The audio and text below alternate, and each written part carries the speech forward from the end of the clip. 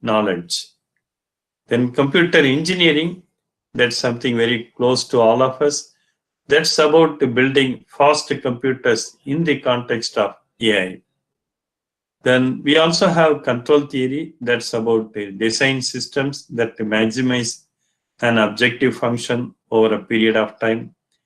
Of course, linguistics also has something to do with the AI. That's about knowledge representation, grammar. To be specific, we are into natural language processing. A number of applications of real-life applications of NLP are extensively used in AI. Okay, so now let's see what is AI. AI is the study of how to make computers do things at which at the moment people are better. A very simple definition. Okay.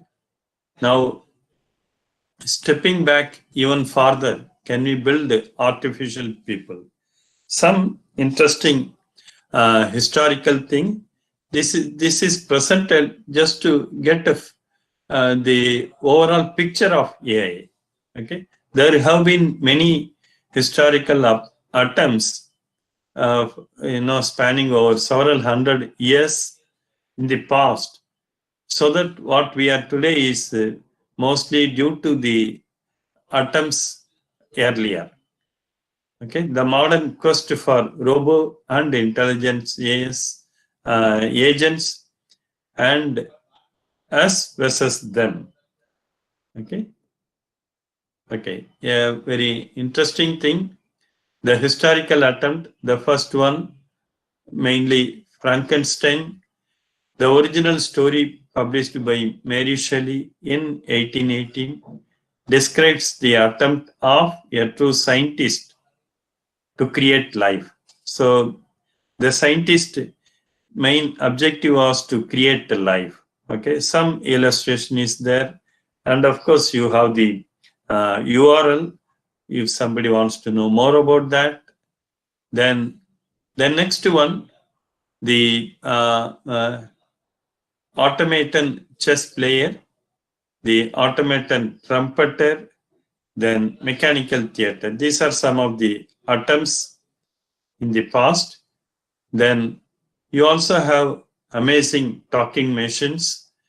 It was there in the 19th century, to be specific, 1830s to 40s.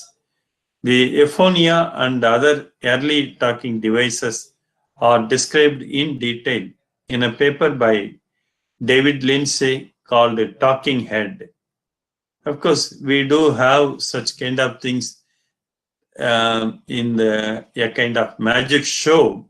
Okay, but earlier in the 19th century, an attempt was made, and it was called a talking head. About this device, Lindsay writes, it's etc. A speech synthesizer, variously known as the Ephonia and the amazing talking machine. By pumping air with the bellows and manipulating a series of plates, chambers, and other apparatus, including an artificial tongue. By the way, tongue is a very, very special thing in our body. We have many, treatments for different parts of our body, but I have not heard any treatment for tongue. Okay. So that's why it is put including an artificial tongue. The operator could make it speak any European language. In Europe, several languages are spoken, and this device could speak any European language. A German immigrant named Joseph Faber, okay, spent 17 years perfecting the Ephonia, only to find when he was finished that very few people cared. Okay, So that's the reward he got when he took 17 years to complete this activity. At the end, only very few people had some appreciation. Yet another historical attempts way back in 1921, that's the 20th century. It is RUR, Rossum's Universal Robot. So basically, it's a cheap labor Rossum's robots for the tropics. Again, each costing about $150. Everyone should buy his own robo. Do you want to cheapen your output? Order Rossum's robo.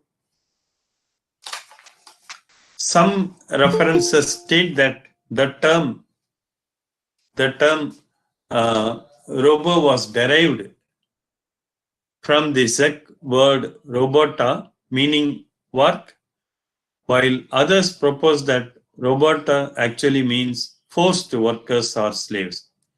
So we all know in the modern trend, robo means that it's a kind of within quote slave, okay, and a kind of within quote forced workers, okay. For some reason or other, we are deploying robots, okay.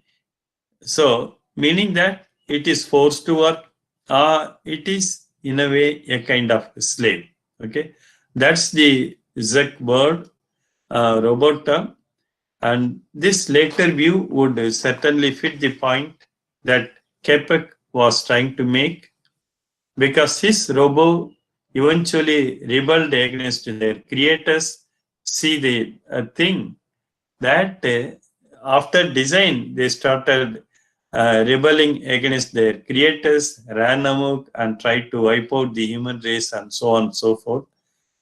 However, as is usually the case with words, the truth of the matter is a little more convoluted.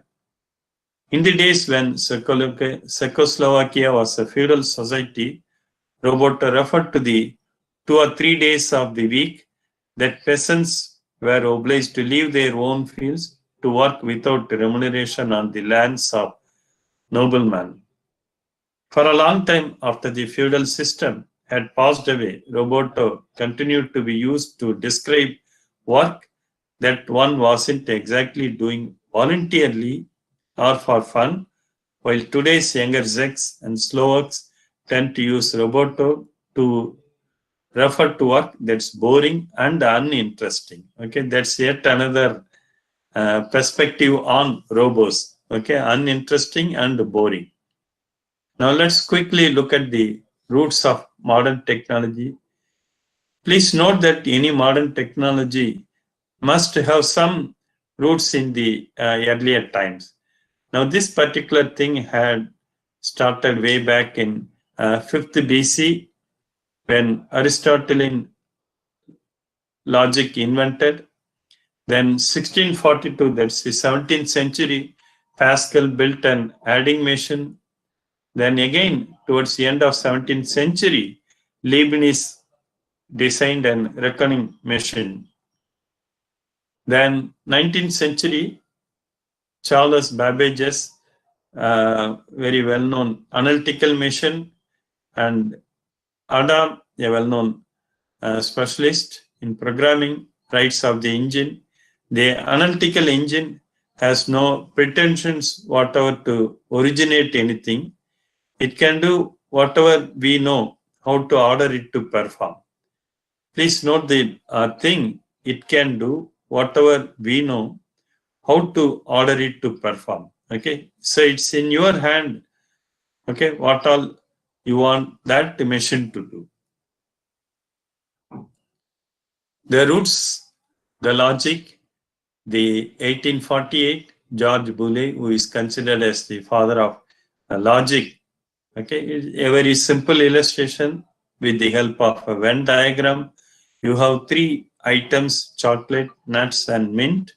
Okay, and these 3 are intersecting with one another in some fashion. Okay, now just to say that I have a mix of chocolate and mint, but not nuts at the moment. Okay, so you can just look at the intersection with vertical lines in the intersection portion.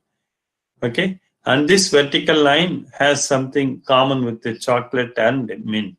Okay, about a portion of this mix has chocolate and mint, but it doesn't have nuts. Okay, so the way to represent this one is chocolate and no nuts, negation of nuts, and mint. Okay, that's how it is represented using logic.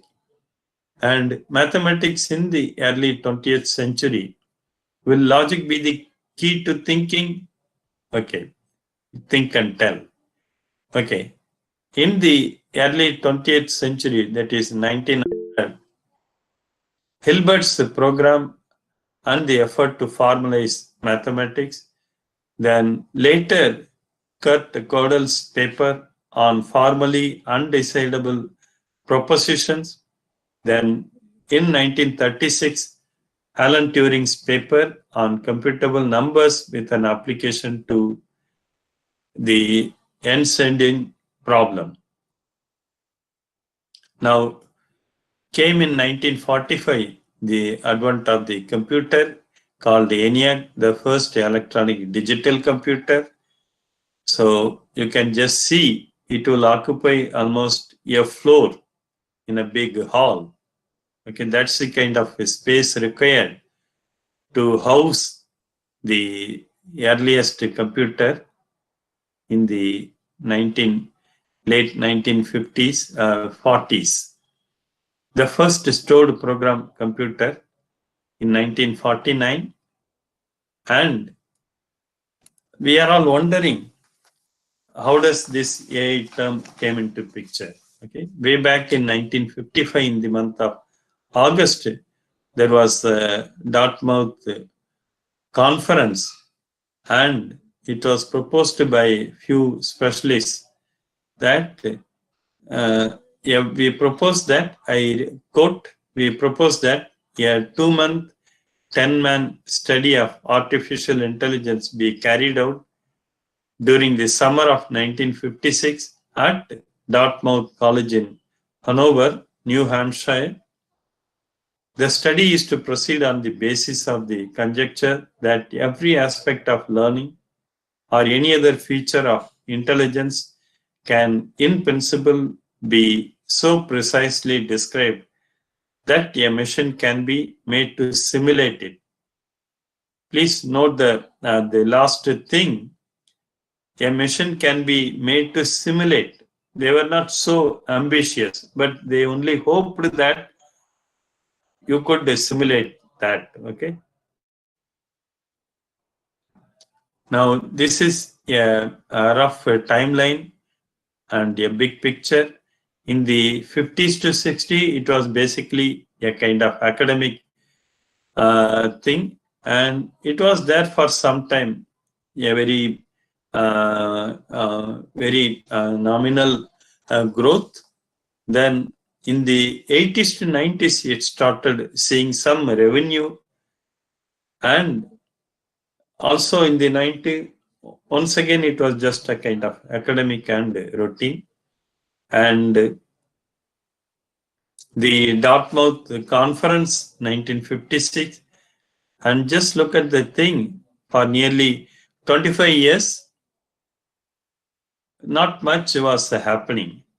And 1981, Japanese 5th generation project launched as the expert systems age blossoms in the US. And 1988, AI revenues peak at $1 billion and AI winter begins. So $1 billion, roughly about 7,300 crores of rupees when it is converted in Indian rupee at the rate of $1 equal to roughly 73 rupees. Okay, that was a kind of revenue the industry saw way back in 1988, and about 7,300 crores of rupees. Now, the question is, How will we recognize AI? So, in 1950, Alan Turing's paper, Computing Machinery and Intelligence, described what is now called the Turing test. Then 1990, Loebner Prize established what is called a grand prize of $100,000 and a gold medal for the first computer whose responses are indistinguishable from a human. That is something very close to human. Okay. So so that's how the origins of AI hype came into picture. Alan Turing predicted that in about 50 years, an average interrogator will not have more than a 70% chance of making the right identification after 5 minutes of questioning. Just look at this thing. In spite of making the right identification, after 5 minutes of questioning, the interrogator will have only about 70% of chance of making the right identification. And 1957, Newell and Simon predicted that within 10 years, a computer will be the world's chess champion unless the rules bar it from competition. Now, just look at this one. Was Turing right? Okay, a conversation with Jabberwocky, 2003. Jabberwocky, have you been to the moon? User, no, few have. And it is asking, user is asking, have you? Father Jabberwocky says, many a time, my dear chap. Then what was the most interesting thing you saw? Fred, Jabberwocky says, Fred, user, why did you find him interesting? Jabberwocky, it just came into my head. User, what sorts of things do you generally find interesting? Jabberwocky, nothing but smelly socks. Another one, a conversation with the allies in 2004. What's the best place to eat in Chinese food? The allies response, my favorite places are California and Maine. Holland is cool too. What do you look like about Maine, allies? The special effects are the best. Allies, again, who invented paper towels? Allies says that the Chinese long before Europeans. Who invented pet rocks? The allies' response is Wright brothers. Who invented Barbie dolls? Allies' response was Thomas Edison. Were Newell and Simon right? Okay. Claude Shannon published a paper describing how a computer could play chess.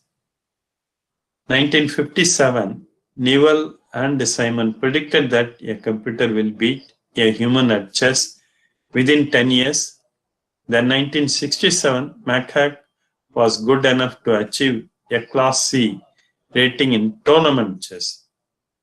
Now, we all know after that what happened. Even though the experts predicted that in 10 years, way back in 1950s and 60s, but effectively in 1997, the supercomputer called Deep Blue beat Gary Kasparov. We all know that Gary Kasparov is the world's leading chess champion, and he was beaten by the IBM Deep Blue computer in the chess game. So they failed to understand at least three things. One is that the need for knowledge, not just a simple small knowledge, but lots of it. Then another thing is that scalability and the problem of complexity and exponential growth. And most important, the need to perceive the world. That's very, very important. Okay, what is scalability? So beginning of a game, in fact, solving hard problems requires search in large space. Okay, So you begin the game, and which has several sub-components, and each such sub-component also has further sub-components and so on and so forth. Now just look at the top one, beginning of a game, and the computer makes a move and it assumes the opponent to move, then further computer moves, then operator assumed opponents move, and so on and so forth. To play master level chess requires searching about 8 ply deep, so about 35 power 8 or roughly about 2.1 power 12 nodes must be examined. Okay, that was a kind of capability expected in a kind of the supercomputers called Deep Blue and so on. Okay, and you can also look at this. We are all familiar with the exponential function. It slowly rises for some time, and after that, the rise is very quick. Okay, and 8, 9, and all, it is reaching the top. Okay, so we all know that chess is easy. How easy it is? Rules are very simple enough to fit on one page, and the branching factor is only about 35. So we all think that chess is easy. So no surprise that a computer can be designed, but it's not so. It's not that easy. Okay, a harder one. John saw a boy and a girl with a red wagon with one blue and one white wheel dragging on the ground under a tree with huge branches. Okay. Now just look at these things we are talking just to understand the complexity of how to design computers that will have the human ability. Okay. As long as we have Kim only one, Kim and C continues to be one, Kim and Sue or Lee, we have two ambiguities, whether it is Kim Lee or Sue Lee or Kim and Sue. Okay. Now, again, we have Kim and Sue or Lee and Anne. We have 5 ambiguities. We are not sure whether it is Kim and Lee, Kim or Lee, or Kim or Anne, or Sue or Lee, or Sue or Anne, or Kim and Sue or Lee, and so on, and so on and so forth. And from number theory, we have a formula, and which is called a special type of numbers. It is called a Catalan number. Given n terms, the cat n is 2n n minus 2n n minus 1.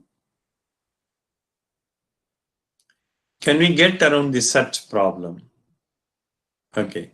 How much computer power does it take? Okay. Now just look at this one, the diagram. In the x-axis, we have megabytes, and in the y-axis, we have millions of instructions per second. Okay. Now the megabytes of information, you have million and billion Library of Congress and trillion and so on. The MIPS, all things great and small. Okay, you just look at this one, the mission to transcendental mind. Okay.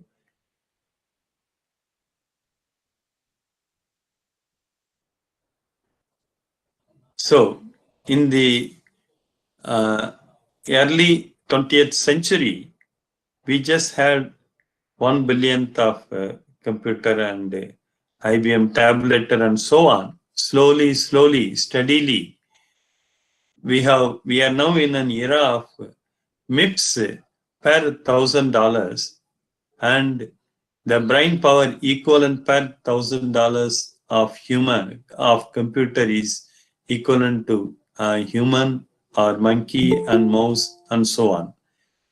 So Okay, that's the kind of thing. And we look at the evolution of the main ideas.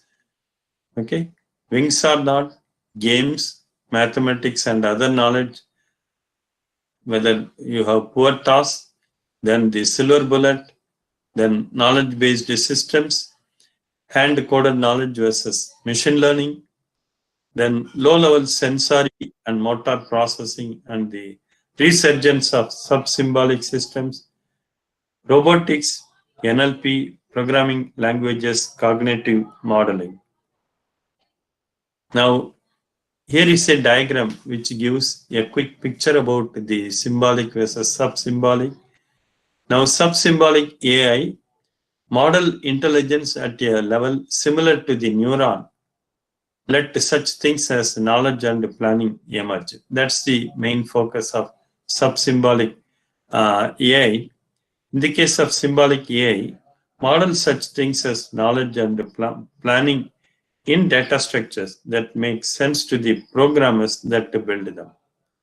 In the earlier case, it was knowledge and planning emerging. In this case, it's only the data structures, planning in data structures that make sense to the programmers that build them. Now, a quick look at the origins of sub-symbolic AI. In 1943, McCullough and Pitts came up with what is called a logical calculus of the ideas immanent in nervous activity. You have several inputs and some kind of process take place and you get some output. Okay, essentially it is because of the all or none character of nervous activity, neural events, and the relations among them can be treated by means of propositional logic. Now, this diagram gives us a picture of, a rough picture of the interest in sub-symbolic AI. Now, in the early 20th century, that is 1940-50, there was a gradual increase, and around the 60, there was a sudden drop in the interest on sub-symbolic AI that continued for about 10 years. And in 1970 to 80, it saw a very gradual rise in interest in AI. And 80 onwards, the rise is really phenomenal or exponential in sub-symbolic domain. Now let's look at the low-level sensory and motor processing and the resurgence of sub-symbolic systems. So you have the computer vision, you have the sub-symbolic systems such as motor control, and sub-symbolic systems perform cognitive tasks, basically mainly for detecting credit card misuse, and the back propagation algorithm eliminated a formal weakness of earlier system, and neural networks started learning. Then the origins of symbolic AI, primarily the two sources of symbolic AI, one is the games and the other one is theorem proving. And we are all heard about the checkers. Chess is one game and checkers is another game. 1952 to 62, Art Samuel built the first checkers program. Then Chinook became the world checkers champion in 1994. It has taken 32 years to have an AI-based system, okay, which came up as a champion in 1994. Then Othello, Logistella beat the world champion in 1997. So, Chinook became the world checkers champion in 1997. Then Logistella beat the world champion in 1997. Then you just look at the collection of Go programs from weak to strong, and you also have role-playing games. So at this point of time, there was a need felt for incorporating knowledge into the system. So slowly, some portions of mathematics were brought into the AI domain. Then 1956, the logic theorist, then the first running AI program. Then 1961, Saint solved calculus problems at the college freshman level. Then 1967, you have the AI called Maxima. Gradually, theorem proving has become well enough understood, and that is usually no longer considered AI. Then 1996, J. Moore and others verified the correctness of the AMD 5K86 floating point division algorithm. So, is there an intelligence algorithm? Okay, you start and look at the goal, and you have what is called the GPS, general problem solver, not the global positioning system with which we are quite familiar. So what about the knowledge? Why do we need it? So we all know that the importance of knowledge is manifold.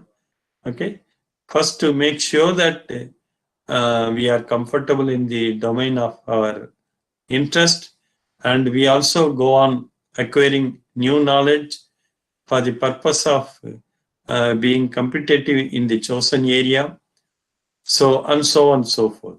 So we all know that the knowledge is essential for a variety of activities. So why do we need it? Find me stuff about dogs who save people's lives, okay, particularly around midnight, and two beagles spotted a fire in the house next door. Their banking alerted their owners, also called 911. Okay. Then how can we represent it and use it? Then how can we acquire it? Okay. So first thing is that why do we need knowledge? The second thing is that the representation of knowledge. Then third thing is that having represented, having found the need for knowledge, having represented it, next thing is how do we go on continuously acquiring it? So way back in 1958, in a paper by McCarthy's, Programs with Common Sense, okay, this is the way to representing knowledge by means of logic. At open bracket I car implies can open bracket go home airport driving. I'm at a car, I can go home, or I can go to airport, or I can drive, and so on. I desk, I can go desk, car, walking, and so on. Now, in the 1965 resolution theorem proving introduced. 1961 saw the representing knowledge called symbolic nets, which is a very, very popular thing these days in the context of information retrieval and information extraction. You just look at the thing, truck. Truck is basically a vehicle, and it could be used for unloading, and the weight of a truck with items and without items. Then a truck could be a trailer truck, and it could also talk about the capacity, that is volume or measure, number of wheels, whether it is 4 wheels or 8 wheels, and so on and so forth, any restriction, and so on. A very simple semantic net for truck. Okay. And here what all we can represent about a truck? Okay. We can say that a truck is nothing but a vehicle. A truck can be a trailer truck. and a truck weight with items, without item, a truck's capacity we can talk, and we can also talk of number of wheels, and if there is any restriction, that is a movement in the plain terrain or hilly terrain, and so on and so forth. Now, representing knowledge, sometimes also capturing experience, as we human have this kind of thing. The more experience, people believe that the more knowledgeable you are. So now let us see representing experience with the scripts, frames, and the cases. So 1977 scripts. Joe went to a restaurant. Joe ordered a hamburger. When the hamburger came, it was burnt to a crisp. So Joe stormed out without paying. The restaurant script. Did Joe eat anything? And so on. So expert knowledge in many domains can be captured in rules. Now, you just look at the 1982 from XCON. The most current active context is distributing mass bus devices, and there is a single port disk drive that has not been assigned to a mass bus, and there are no unassigned dual port disk drives, and the number of devices that each mass bus should support is known, and there is a mass bus that has been assigned at least one disk drive that should support additional disk drives, and the type of cable needed to connect the disk drive to the previous device on the mass bus is known. Then assign the disk drive to the mass bus.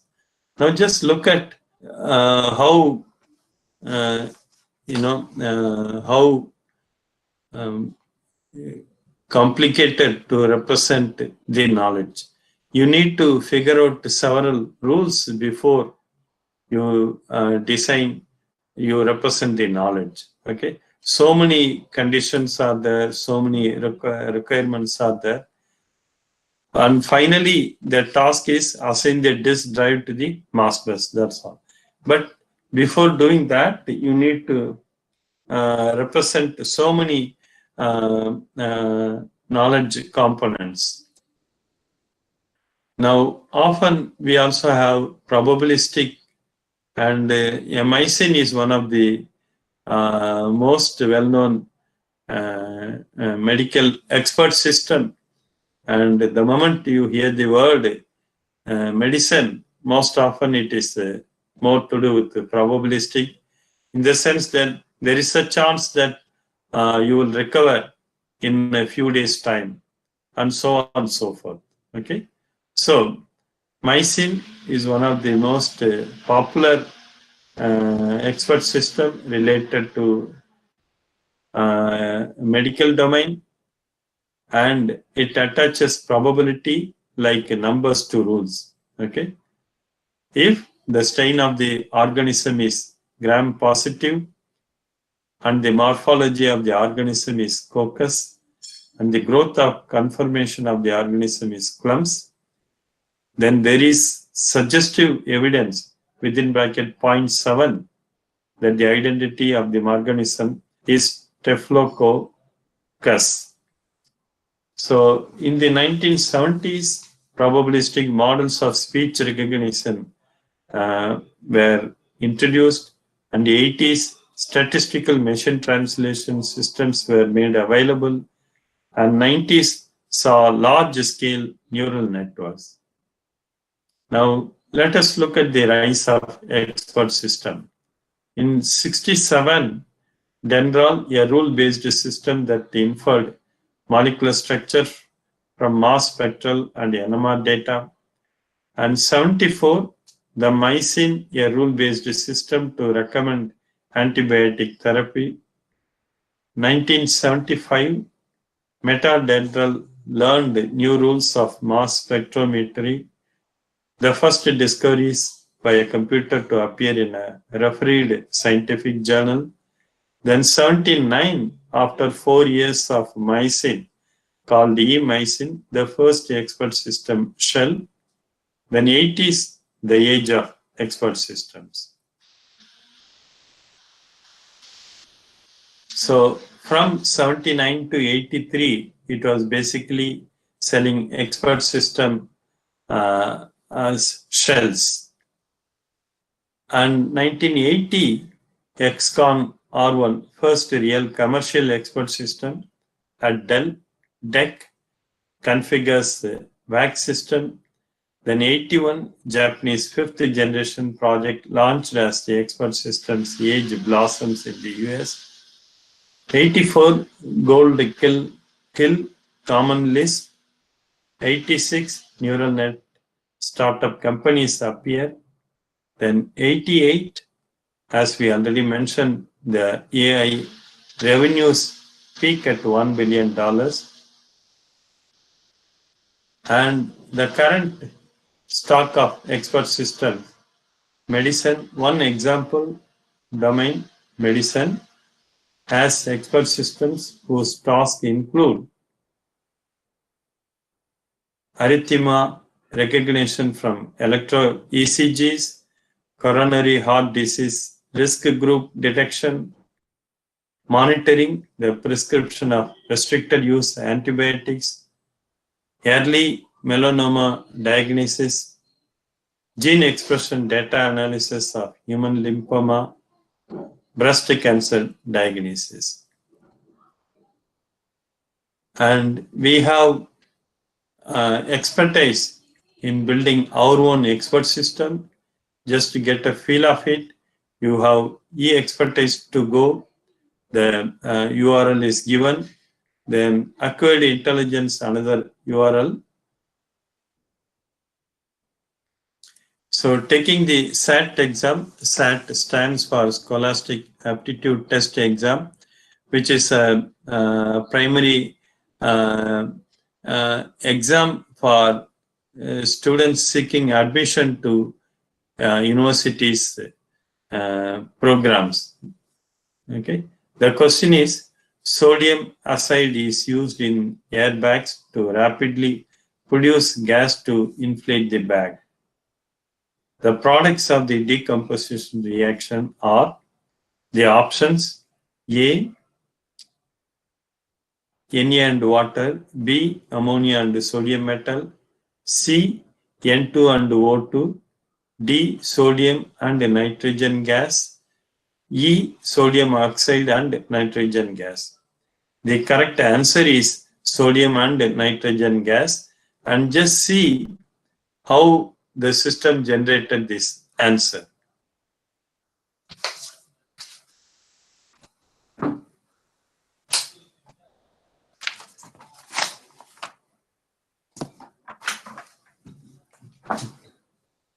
So the products of the given decomposition reaction. Okay. So some details are given, and I'm not quite familiar with the chemistry. Okay. Just to see that the kind of options that are considered before arriving at the correct answer, that is the sodium and nitrogen gas. Okay. What about things that people do easily? Often we say that use common sense, which is freely available. Okay. Then move around, then the language. Okay. So common sense, you have a few websites, something to do with the common sense and WordNet and so on. Then hand-coded knowledge versus machine learning. What are the issues in hand-coded knowledge versus machine learning? So our aim is to make sure that the modern computers learn many things on their own, similar to a human expert. Okay. So before that, let's quickly look at the the comparison between hand-coded knowledge versus machine learning. How much work would it be to enter knowledge by hand? Do we even know what to enter? Okay, these were the issues that were there. So in the 1952 to 62, Samuel's checkers player learned its evaluation function. And 1975, Winston's system learned structural descriptions from examples and near misses. 1984, probably approximately correct learning offers a theoretical foundation. Then mid-80s, the rise of neural networks. Now, robotics, called the tortoise, 1950, Gray Walter's light-seeking tortoise. In this picture, there are two, each with a light source and a light sensor. You have a light source and you have a light sensor. Thus, they appear to dance around each other. Then Hopkins Beast, two versions of Hopkins Beast, which used sonar to guide it in the halls. Its goal is to find power outlets. Then Shaky, or also known as SRI, was driven by a remote-controlled computer which formulated plans for moving and acting. It took about half an hour to move Shaky 1 meter. Then 1971, the Stanford COT, remote controlled by person or computer, 71 to 89, 71 to 79. Then 1971, follow the white line. 75, drive in a straight line by tracking skyline. 79, get through obstacle courses, cross 30 meters in 5 hours, getting lost 1 time out of 4. So these were the progress that were made during 71 to 79. In the early days, it was substantial focus on planning. So that is general problem solver. 79, fast, cheap, and out of control. And Rodney Brooks argued for a very different approach. No, I am not talking about the 1997 movie. The ant has 17 sensors and they are designed to work in colonies. So some of the URLs that are given. The Dante robotics, Dante 2 was designed and developed at the Carnegie Mellon University, and it explored Mount Spur in Alaska, and it's a very well-known volcano, high temperature, ephemeral gas samples, etc., etc. And 1993, 8 volcanologists were killed in 2 separate events while sampling and monitoring volcanoes. Using its tether cable anchored at the crater rim, Dante 2 is able to descend down sheer crater walls in a rappelling-like manner to gather and analyze high-temperature gases from the crater floor. So imagine this was done by manually, and unfortunately there were 2 human beings succumbed to the accident. Then the robotics called Sojourner way back in 1999, and Sojourner was deployed on Mars, powered by a 1.9 square foot solar array. Sojourner can negotiate obstacles tilted at a 45-degree angle. It travels at less than half an inch per second.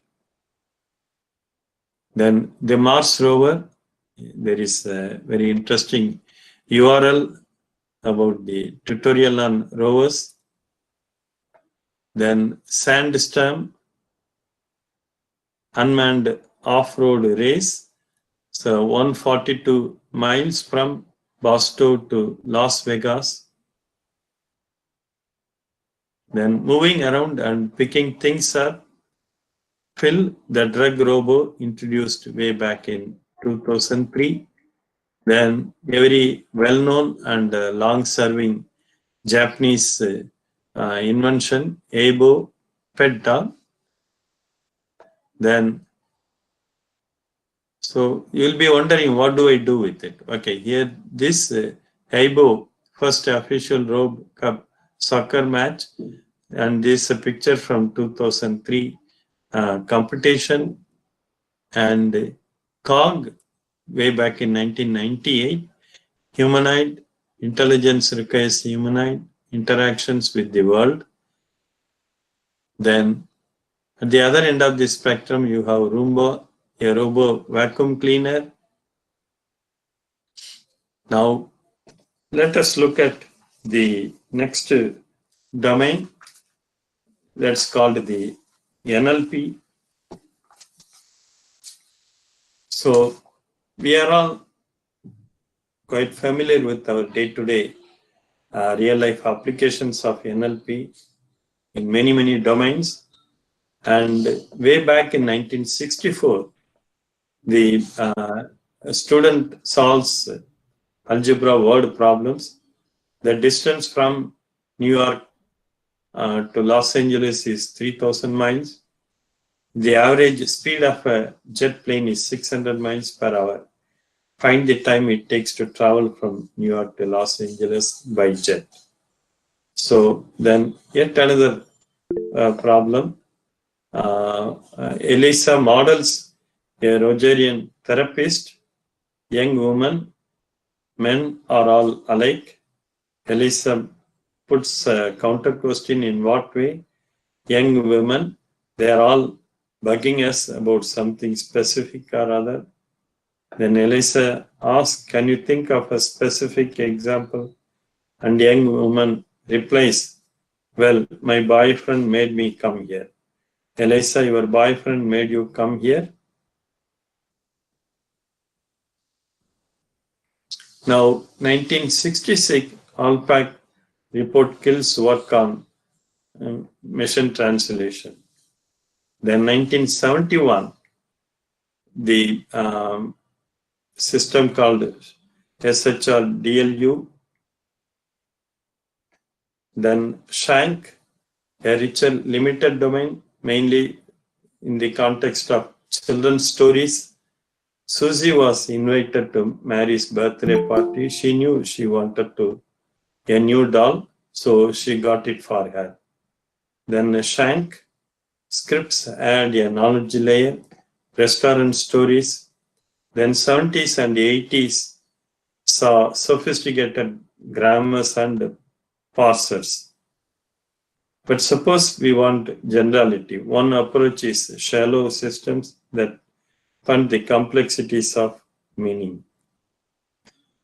Now, the current NLP offerings today are grammar and spelling checkers, then chatbots, then speech systems, and so on and so forth.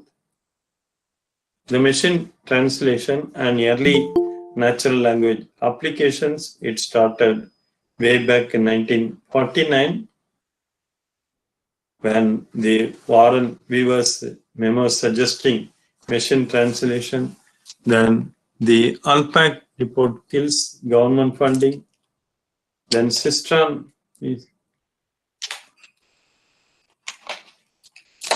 develops direct Russian English system. Then early 80s saw knowledge-based machine translation system. Then late 80s statistical machine translation systems. Now the machine translation today, the Austin police are trying to find the person responsible for robbing a bank in downtown Austin. And the same thing in Spain. Now, the third one, the police of Austin is trying to find the responsible person to rob a bank in centric Austin. Okay, you can just see different sentences, but they have more or less the same main focus. Okay, that's about to find the person, okay, who is responsible for a robbery in Central Austin or downtown Austin. Yet another thing, a Florida teen charged with hiring an undercover policeman to shoot and kill his mother instructed the purported hitman not to damage the family television during the attack, police said. So the same thing put in a different ways in Spanish, and the third one, an adolescent of Florida loaded with using a police of the inner cover to throw and to kill his mother, commanded to hitman, tried to kill his mother, commanded to hitman, tried not to damage the television of the family during the attack, Clean said on Tuesday. So, I hope you are able to appreciate the complexities involved in the machine translation. Okay. So, I have a dream that my 4 little children will one day live in a nation where they will not be judged by the color of their skin, but by the content of their character. I have a dream today. This was the quote of a well-known person by name Martin Luther King. Then the same thing in Spanish, I am a sleepy that my 4 small children a day of alive in a nation in where they will not be judged by the color of its skin, but by the content of its character. I am a sleepy today. So that's the kind of translation in Spanish. So why is it so hard? Okay, just look at this following example. Sue got the bus with her new rod. Now the same thing, Sue got within bracket the bus within bracket with her new rod. Now Sue caught the bus with the dark stripes. And again, Sue caught within bracket the bus with the dark stripes. Sue played the bass with her new bow. She played the bass with her new bow, and so on. Now, these are some of the illustrations that make us to realize how complex it is when it comes to machine translation. Now, we all heard about olive oil in particular, and in general, oil. Now, oil could be anything. Here is peanut oil. Then you have coconut oil. You have baby oil, meant exclusively for the care of babies. Then cooking oil. Then, okay. So is machine translation an AI complete problem? Now look at this one. John saw a bicycle in the store window. He wanted it. John saw a bicycle in the store window. He pressed his nose up against it. Then John saw the Statue of Liberty flying over New York. John saw a plane flying over New York. So the issues are many more. Now, in the context of text retrieval and extraction, they are popularly known as information retrieval and information extraction, or in short, IR and IE. Now, there is a website, Try Ask Jeeves. To do better requires linguistic knowledge and world knowledge, and you also have the website for News Blaster. Okay, and in around the same time, the programming languages with a focus on text and knowledge extraction came into picture.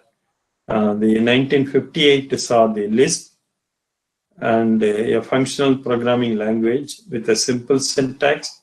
Then 72, you have ProLogic, programming in logic, or in short, Prolog, a logic programming language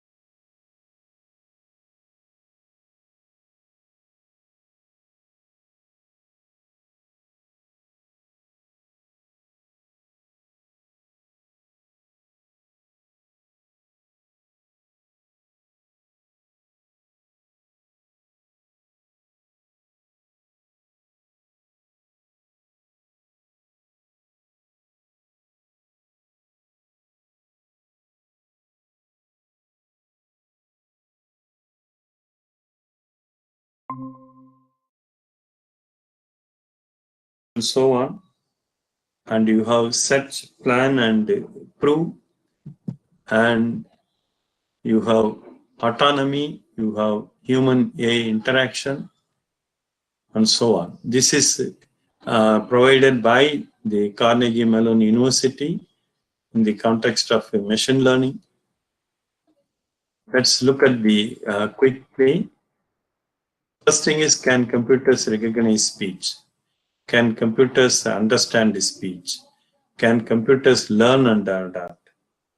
I want each one of you to give the answer yes or no. Can you say computers recognize speech? Yes, no? At least some of you, I'm sure. Some will say yes, some will say no. And yes. Yes. Yes. Okay. Then can computers understand speech? Yes. Then computers learn and adapt? Very much. Very much. Okay. Then can computers see? Definitely. Okay. How many of you have seen gravity? Have you seen gravity? What is gravity? Gravitational force. Have you seen gravity? Feeling my experiment. We can only feel gravity. We cannot see. Okay? Okay. Now let us look at the answers. Can computers plan and make decisions? Nowadays, it can take decisions, sir, based on Yes. the problem. Yeah. Now look at the conclusion. Okay? You yourself judge where you are. Okay? The first one, no, because normal speech is inherently too complex to accurately recognize. We have gone through few samples in the earlier slides. Okay, the purpose of that is to make us to realize that the speech is inherently complex. Okay, now again it's a no, yes, but for some restricted problems it is yes. Example, recent software for PC used by IBM, Dragon Systems, etc. For the second question, it is no. Much of, if you want to see the question, can computers understand speech? Okay, the conclusion is that no, because much of what we say is beyond the capabilities of a computer to understand. Or in other words, okay, let me just complete this. The third one, computers learn and adapt. The conclusion, yes, here is yes. Okay, it's not that all 5 questions have no, but some do have yes. Okay, computers can learn and adapt when presented with the information in the appropriate way. Okay, look at the 2 conditions: when presented with the information in the appropriate way. The fourth question is, can computers see? Obviously, mostly no. Computers can only see certain types of objects under limited circumstances, but yes, for certain constrained problems, example, face recognition. Then the fifth and final question for today's quick play is, can computers plan and make decisions? No. Real world planning and decision making is still beyond the capabilities of modern computers. Exception. Please note that it also has an exception. Very well defined constrained problems, mission planning for satellites.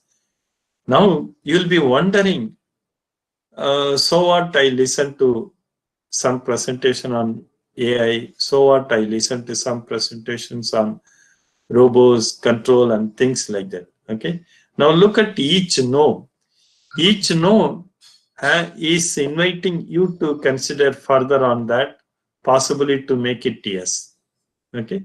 So this is where we see opportunities for AI enthusiasts. Okay. Can we build the hardware as complex as the brain? How complicated is our brain? A neuron or a nerve cell is the basic information processing unit and it is estimated to be on the order of 10 power 11 neurons in a human brain. Many more synapses, 10 power 14, connecting these neurons. Cycle time is 10 power minus 3 seconds or 1 millisecond. How complex can we make computers? The current so-called computers, 10 power 6 or more transistors per CPU, supercomputer, hundreds of CPUs, or 10 power 9 bits of RAM, cycle times 10 power minus 8 seconds. Can we build hardware as complex as the brain? Yes, the answer is yes. In the near future, that too we are very careful. Okay, it is possible to build hardware as complex as the brain. In the near future, we can have computers with as many basic processing elements as our brain, but with far fewer interconnections, wires or synapses than the brain, much faster updates than the brain. But building hardware is very different from making a computer behave like a brain. Okay. So we have a quick summary. AI involves the study of automated recognition and understanding of speech, images, etc., learning and adaptation, planning, reasoning, and decision making, and a few more other things to also to be considered in the study of AI. And AI has made substantial progress in recognition and learning, some planning and reasoning problems, and AI applications are plenty. AI applications in industry, finance, medicine, science, etc. And AI research, many problems are still unsolved. And AI is a fun research area. Okay, meaning that consider AI as your main focus. Okay, and here are some of the selected references. Now I am available for further discussion.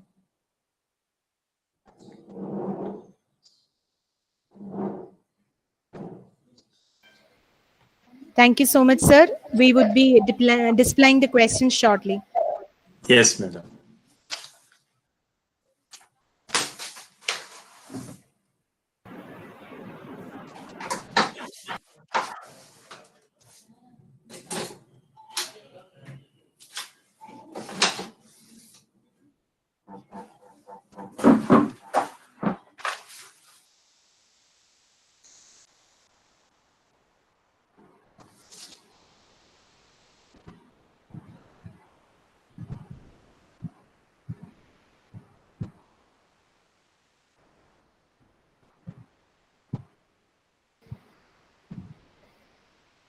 Sir, are Yes. the questions visible to you?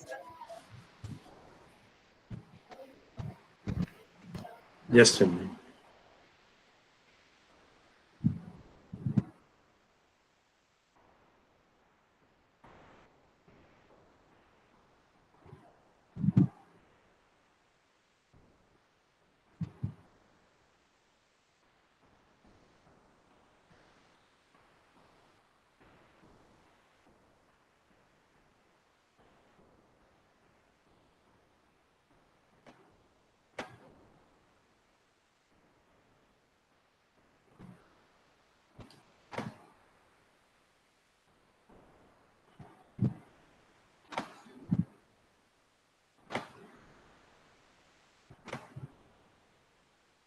Yes.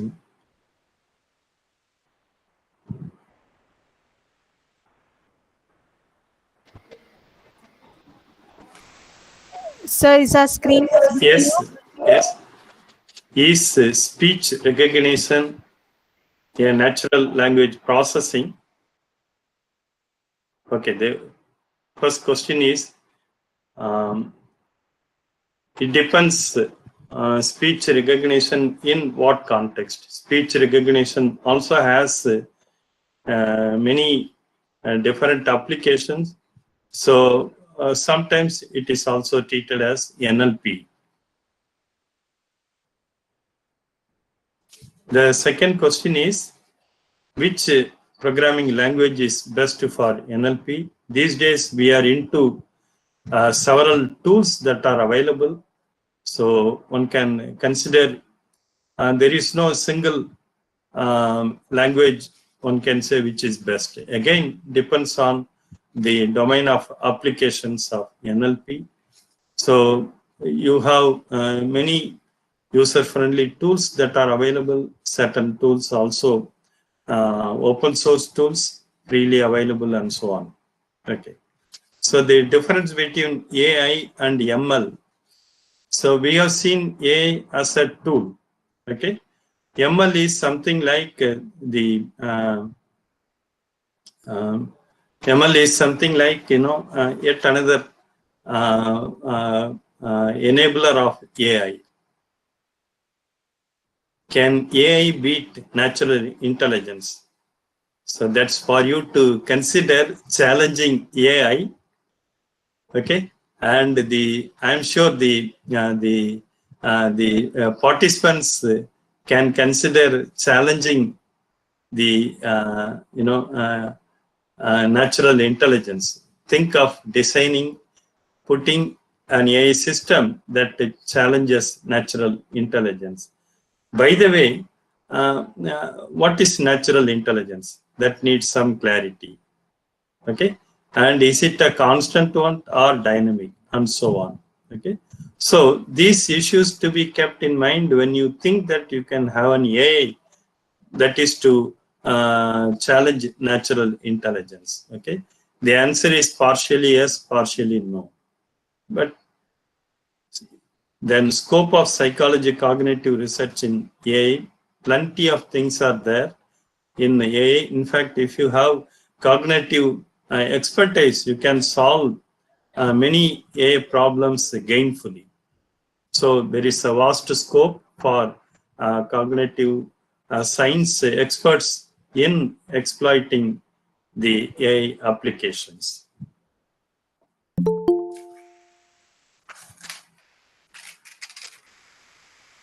So any further questions? Thank you so much, sir. Participants, do we have any more questions coming up? Hello. Yes. Can AI beat natural intelligence? Yes, I have already answered. Oh. Beat natural intelligence, it's a very first thing is we need to define what is natural intelligence. Okay, there is no common definition for natural intelligence. Second thing is that it is in the hands of the experts who design AI. So if you have the Elon Musk kind of expertise, you can think of AI easily beating natural intelligence. If you have a kind of moderate expertise in AI, the answer is not easy. No, sorry, my word has to be replaced. Can AI replace natural intelligence? Can AI beat or meet? Replace natural intelligence. Sorry? Can AI be a substitute for natural intelligence? Maybe in the days to come. In the days to come, but not fully. Not fully. Because the natural intelligence is a very, very broad term, and it's a bit difficult to standardize what is natural intelligence. Only then AI can consider replacing natural intelligence. It's a relative term. What is natural intelligence to one domain need not be the same thing to another thing. So that's it.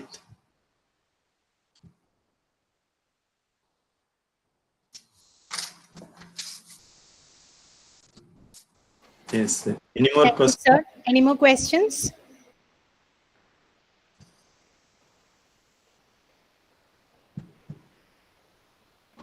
Okay. We I still think, have some time.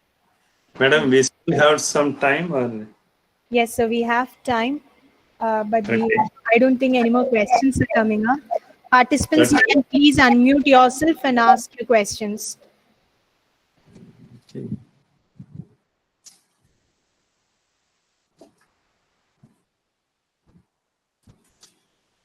Maybe if I have one more presentation, but that will take about 45 minutes, and we will be entering into the next session's timeline. So I think we are left with another 10 to 15 minutes time.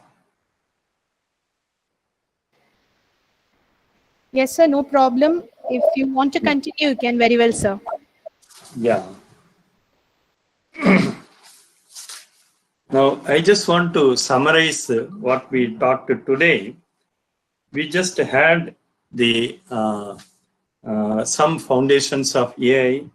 What is AI? What is its historical background, and how it evolved today and what it is today. Then we also talked about the knowledge representation and framing rules, designing rules, how to figure out rules into the system. And we also talked about the story of robots and the planning versus reacting and things like that. Then a few applications of mainly for games and decision making and the mission translation and so on. Then we talked about the AI stack as it is proposed in the Carnegie Mellon University group on AI. Then we listed some of the applications. We also had a quick play about 5 questions, and it's nice some of you actively participated in giving your response, and we also discussed the possible conclusion for each of that, and that's it. And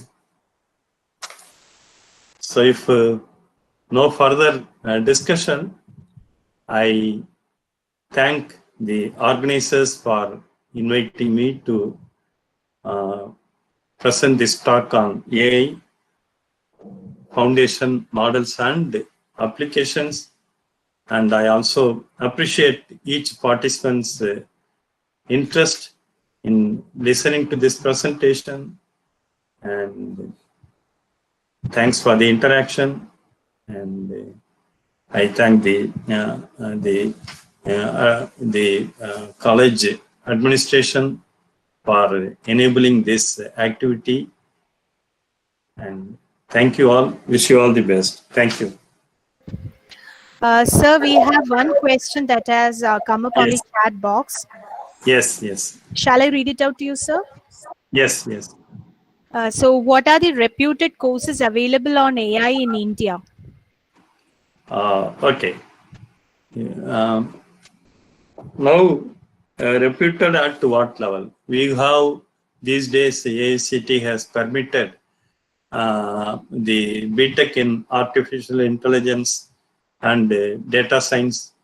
Okay, you do have, if you are already a BTech or BSc person, you do have many 2-year courses that are available on AI. Sometimes a combination of AI and data science. So sometimes a combination of AI and big data analytics, because the reason is that standalone AI courses, not many, number one, and people are looking for quick job prospects. So you will have a combination of AI with the data science, AI with big data analytics, and so on and so forth. And the Triple IT at Trivandrum is a pioneer in offering 2-year courses, some with a specialization on AI. You can also consider some of the reputed private universities offering a 2-year master's program in AI. I hope that answers. In case you need for more detail, I am available through mail. You are welcome to contact me through mail.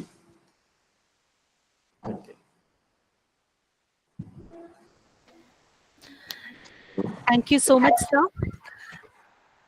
Thank you for enlightening us with your inspiring and motivating words, sir. You're an exemplary person, and we got to learn more from you.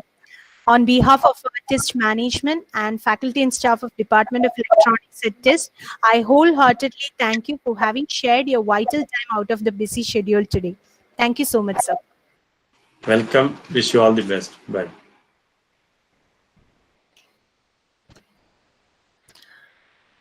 Participants, we conclude the sessions for today.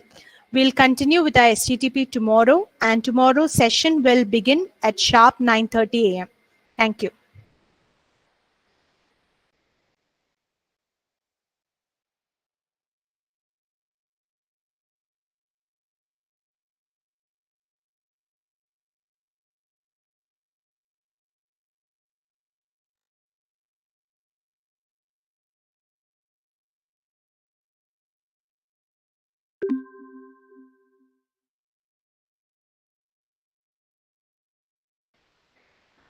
We have posted attendance link in the chat box. Those who have not marked your attendance, please do that. And we have also posted the link for submitting the feedback for the first day's session. Participants, please note that certificates would be issued to only those who attain an attendance percentage of 80% and above and score a mark of 60% above for the online test that would be conducted at the end of STTP. Thank you.